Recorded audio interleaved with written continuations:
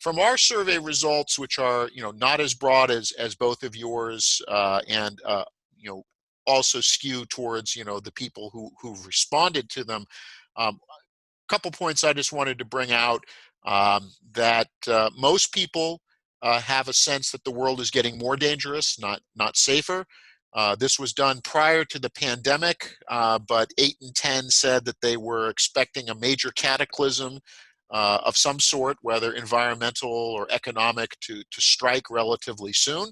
Maybe some people had a sense of foreboding already developing around COVID-19.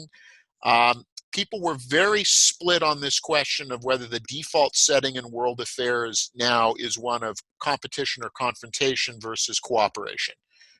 Really, with almost kind of not quite a third and a third and a third, but really kind of a 40-40 split on we are in a competitive world, we're in a cooperative world, with the remainder really falling to no, this is a confrontational world. And that has implications for what we've seen with the pandemic. Do you work with other countries to promote a common response? Do you safeguard or hold in things like vaccines because you want them for yourself and you feel that you don't want to give advantages to others? So how that plays out will be interesting. 2 points that I wanted to throw in as well, which is the question of trade-offs.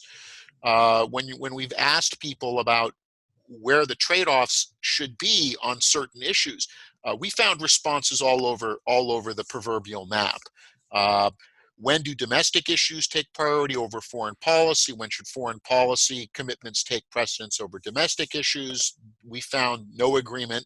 One of the more specific questions we asked, which was if disengagement from Afghanistan results in a settlement that sets back women's rights in Afghanistan, which do you take? Will you take disengagement from Afghanistan and end to the military operation, or will you stay to try to continue to promote women's rights, gender equality? And there we found a split.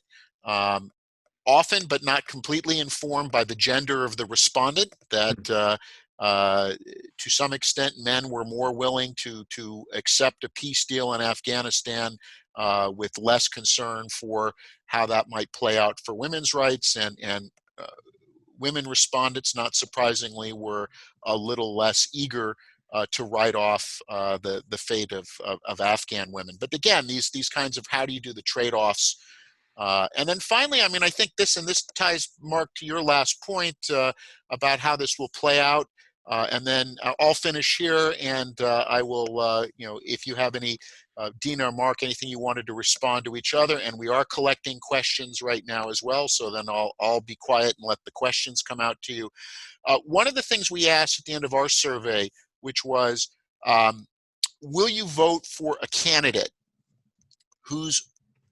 if you disagree with if you agree with their domestic policy, but you disagree with their foreign policy stance, will you vote for that candidate, either for a presidential candidate or a congressional candidate?